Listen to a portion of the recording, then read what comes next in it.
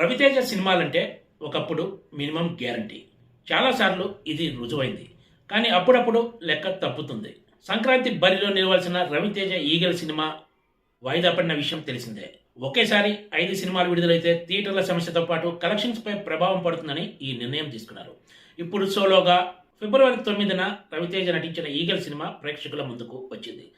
Cinema చూసిన తర్వాత ఈ సినిమా నిజంగా సంక్రాంతి బరి నుంచి తప్పుకోవటం ఇతర సినిమాల కంటే కూడా ఈ సినిమాకు మేలు చేసిందనే చెప్పుకోవచ్చు. ఎందుకంటే ఇప్పుడు సోలో సినిమాగా విడుదలైంది కాబట్టి చెప్పుకోదగ్గ పెద్ద సినిమాలేవి ఇప్పుడు ఈగల్కు పోటీగా లేకపోవడంతో రవితేజ కొంతలో కొంత సేఫ్ అయ్యే అవకాశం ఉందని కూడా చెప్పచ్చు.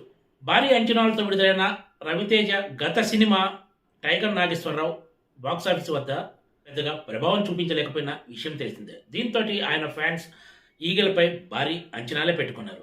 దర్శకుడు కార్తీక్ ఘట్టమనేని తెరకెక్కించిన ఈ సినిమా అంతా గన్స్ చుట్టూనే తిరుగుతుంది. సినిమా ప్రారంభంలో చిత్తూరు జిల్లాలోని తలకోన అటవీ ప్రాంతంలో పండే ప్రత్యేక పత్తి గురించి ప్రస్తావించడం, దీన్ని మోస్ట్ వాంటెడ్ క్రిమినల్ గా ఉన్న ఈగల్తో లింక్ పెట్టడంతో ఇదేదో కొత్తగా ఉందనే ఫీలింగ్ కలుగుతుంది ప్రేక్షకులకు. అలా అనుకున్నంతసేపు పట్టదు. కథలో కొత్త కొత్త ట్విస్టులు వస్తాయి.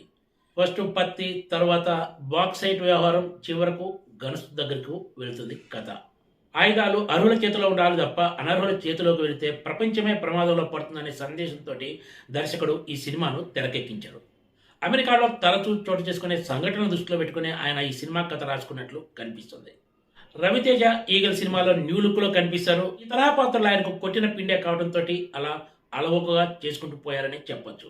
ఫస్ట్ హాఫ్ అంతా కథ విషయంలో ప్రేక్షకులు కాస్త గందరగోళానికి గురవుతారని చెప్పొచ్చు.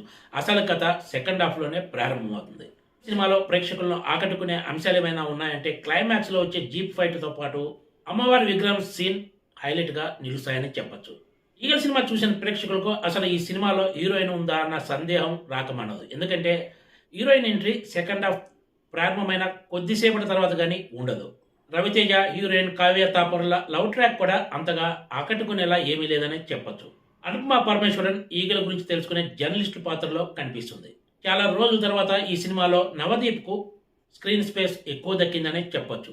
ఈగల్ చిత్ర నిర్మాతలు ఖర్చు విషయంలో ఏమాత్రం వెనకాడకుండా రిచ్గా ఈ సినిమాని తెరకెక్కించారు.